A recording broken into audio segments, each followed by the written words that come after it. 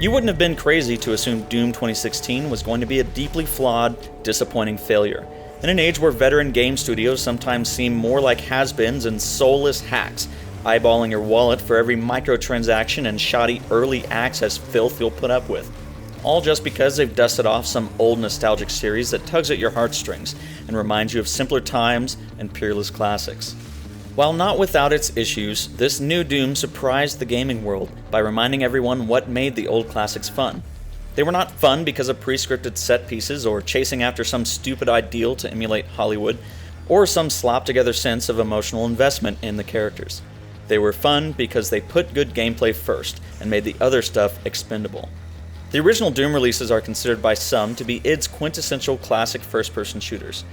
There were FPSs before it, copycats after it, and a plethora of new takes on the basic mechanics it popularized in the decades since it released. Compared to the heights they reached in their heyday, though, it's not had an easy go of things in recent years, with hit-or-miss projects and a few lackluster releases when they started outsourcing their IP. There were a few surprisingly enjoyable titles such as Wolfenstein: The New Order and Old Blood, but even those games didn't fully embrace their PC roots, instead opting to avoid working around id Tech 5's frustrating 60Hz frame rate lock or go full bore in taking advantage of modern hardware, all just to make sure everything ran smoothly on consoles. Enter Doom 2016, a return to form for id and a loving tip of the hat to FPS games of yore. This adrenaline-pumping muscle car only has wheels for one road, the highway to hell, and its brake lines have been happily severed. Rarely does this new Doom force you to endure too much exposition, instead allowing you to do what one expects to do in a Doom title, kill the f*** out of some demons. You rove from one killing field to the next, blasting, punching, and double jumping your way through mobs of terrifying abominations from another realm. Once the game's given you some practice fodder to figure out how to play, you're faced with increasingly larger and more horrific opponents. Luckily for you, you don't give a fuck. Doom Guy is not scared. He does not cower. He does not fear. He does not know what a reload is. Doom Guy only knows how to kill the shit out of things real good, and after a few minutes of playing, so will you. Your arsenal of death is slowly expanded as you progress, and by the end of it, you'll be toting around 8 weapons, with 6 alternate modes and 49 upgrade options, along with 3 throwables on cooldown, a chainsaw, and your goddamn fists. Unlike his 2004 predecessor, this Doom Guy never mastered the art of the leisurely walk, isn't familiar with the word flashlight, and chuckles in the face of jump scares. I felt like a scared, quivering worm in Doom 3, but I feel like a god in Doom 2016. My surprise at the sudden appearance of an otherwise frightening foe only lasts as long as it takes for my trigger finger to turn it into a pile of demon goop. As is par for the course nowadays, story bits and pieces are scattered around on data logs, but if it's your style, you never have to stop to smell those roses, making the few times control is taken away from you for a predetermined in-game story moment much less aggravating. Personally, I like to see everything a good game has to offer, so I hunted down as many of these logs as I could find and read them at the end of each play session. I was impressed by how well they tried to justify the game's inherently unrealistic and sometimes downright goofy premises with technical jargon and a touch of cheeky humor, so I'd say that the written flavor text definitely added to my enjoyment and immersion in the world it built. Reading up on the monsters you encounter can be especially fun, considering the logical gymnastics the writers had to muster while trying to justify gameplay mechanics with semi-plausible reasoning and lore. With health that does not regenerate, you're encouraged to press on in search of it. There are health and armor pickups here and there, but your main source of sustenance is the death of a demon, especially melee finishing moves. With almost every kill, you'll get a little handout of health, and if that kill was a finishing move, called glory kills, you'll get a larger ration. If you've got a lead finger and run out of ammo, you can bust out your trusty rusty chainsaw to make it rain like a busted oil well. If your chainsaw's out of fuel, there's always the oh shit button that whips out the mother of all handheld projectile weaponry, the BFG. There's a neat story arc revolving around the big fucking gun's introduction and some cool gameplay to earn the right of carrying it around, and its limited munitions make it that much more special to use.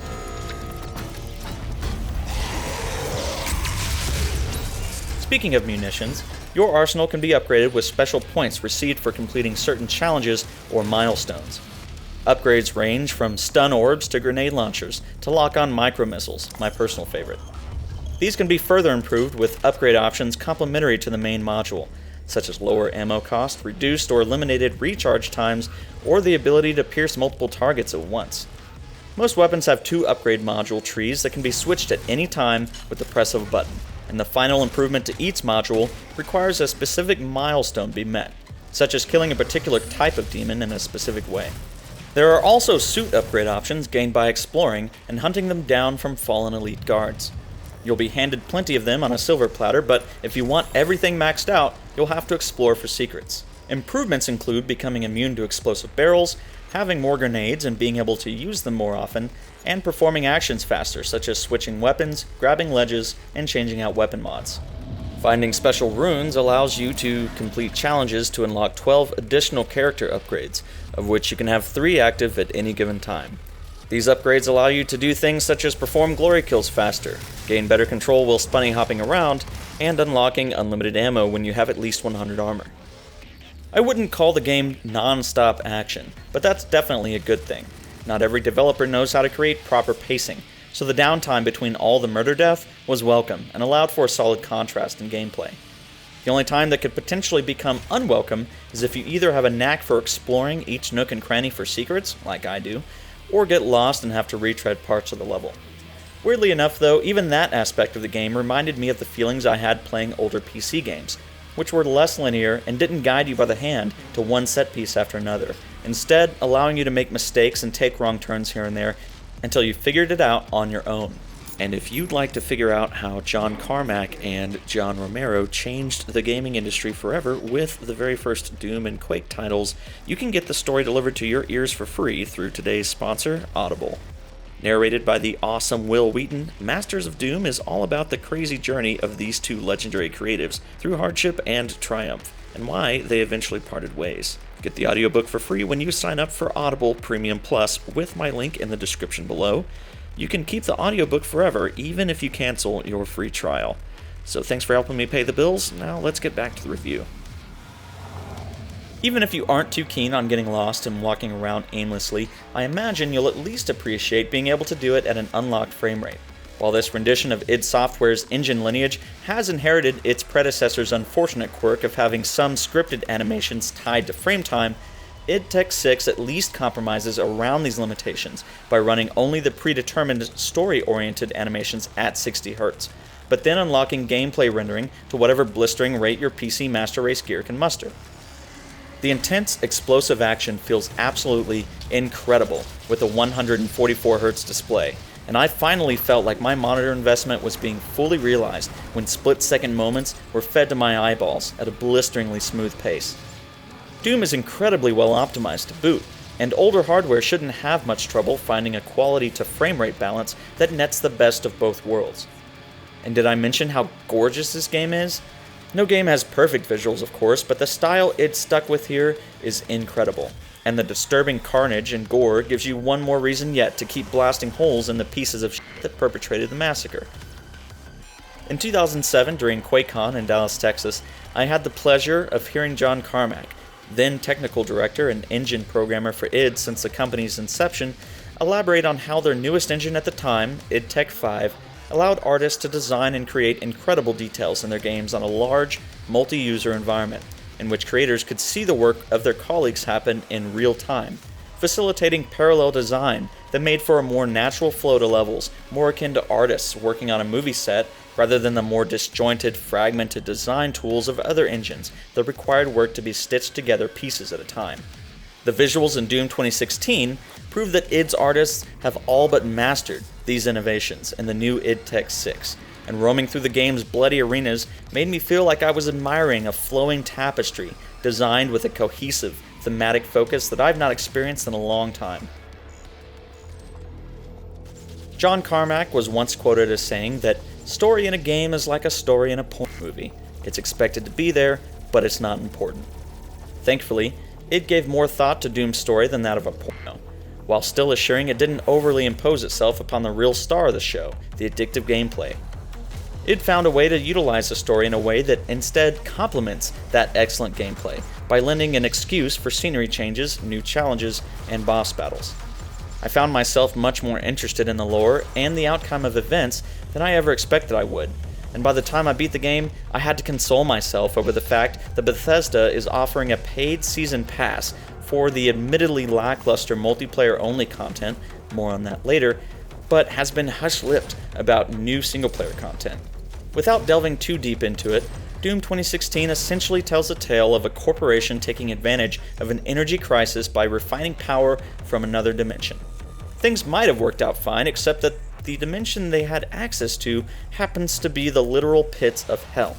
Add in a company director so blinded by power that he doesn't keep tabs on his higher-ups, a demented high-ranking researcher who likes to make deals with the actual devil, and a company comprised of overly fanatical, brainwashed zealots who treat the company like a religion and would do anything asked of them, and you have the ingredients for a demon invasion and massacre.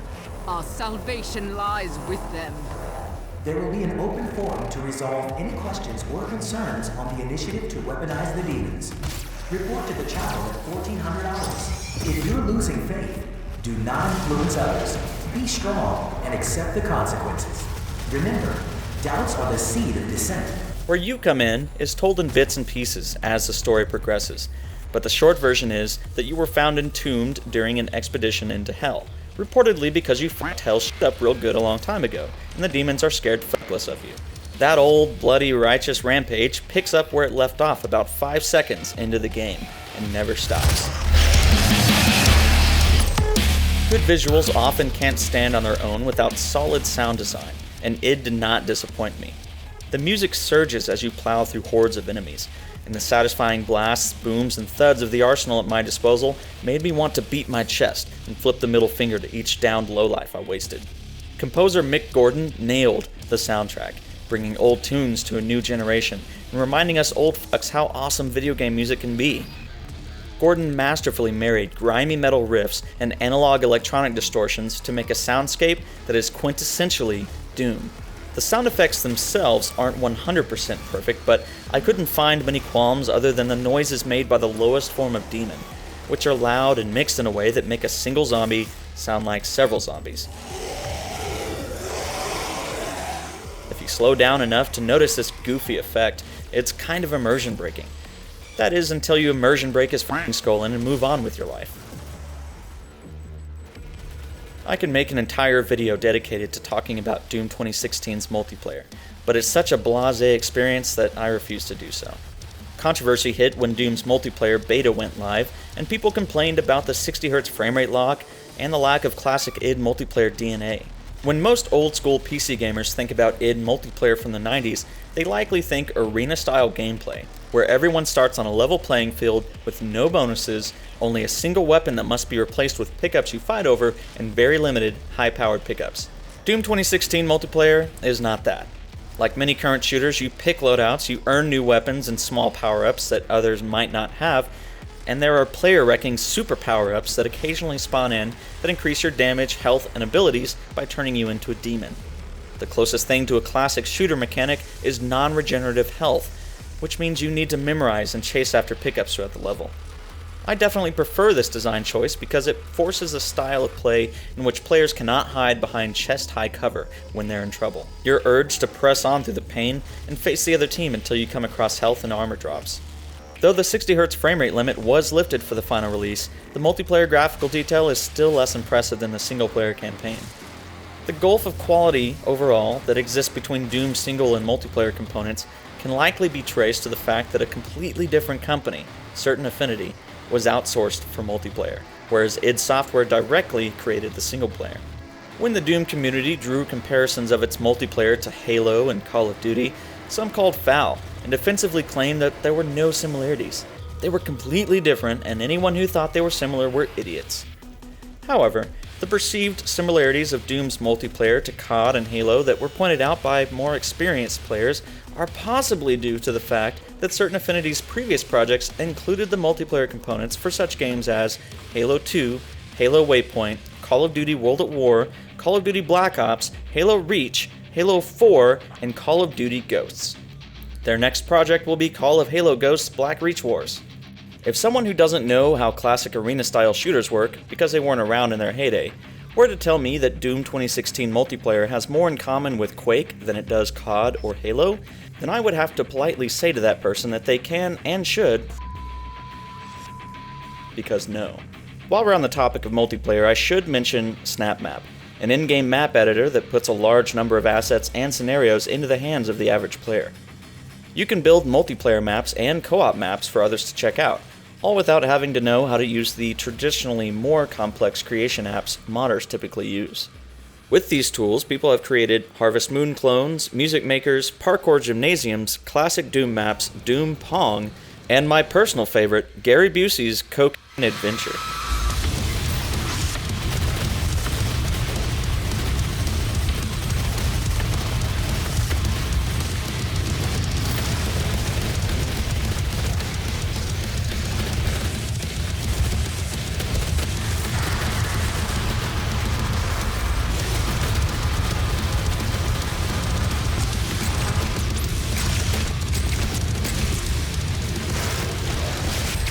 But with the limited resources you're allotted before you reach the limit of what SnapMap allows, you can't necessarily build everything that pops into your imagination. These limitations are presumably because all SnapMap content is cross-platform, so performance considerations had to be made to compensate for lower performing hardware. I'm sure that as more tile sets are added and more tweaks are made to what's allowed during the creation process, SnapMap will be a fun add-on for those wanting something slightly different from the vanilla Doom experience. And the idea is definitely a fantastic one, but because it utilizes more from Certain Affinity's tweaked version of the engine, including their versions of weaponry, co-op or single-player maps that try to be more traditional still just don't feel as good as playing anything in id's base campaign, and multiplayer maps can often have the same feel as those bundled with the game. While I can't truthfully make the claim that I haven't had any fun in Doom's multiplayer, I can definitely say it's not what I hoped for by a long shot, and it's certainly not going down in history as a classic. If you don't mind playing Call of Doomy and have a few friends who don't mind it either, there is some fun to be had in multiplayer, but don't expect to have nearly as much fun as you may have had in older id titles. Fused in an unholy union of flesh and metal. Now this brave new world has gone to hell. Even after the first exclusive demonstration I got to attend at QuakeCon 2 years ago that blew me away, I still assumed Doom 2016 would be a disappointment that couldn't possibly live up to my expectations. But with the soul of an old classic wrapped in a shiny new paint job, this balls-to-the-wall action-junkie thrill ride completely caught me off guard, stuck its finger in my face, and asked me if I remembered the good old days of PC gaming. After giving an enthusiastic "f*** yeah," I proceeded to blast my way through the gates of hell, and asked to speak to its manager, and ripped his f***ing skull in two. If you haven't picked up this gem yet, I cannot recommend it enough. If you're strapped for cash, QuakeCon usually means id and Bethesda sales, so keep an eye out. If you liked this video, be sure to hit that like button and subscribe. If you thought it was shit, leave a thumbs down and tell me why I suck down in the comments. See you in the next video.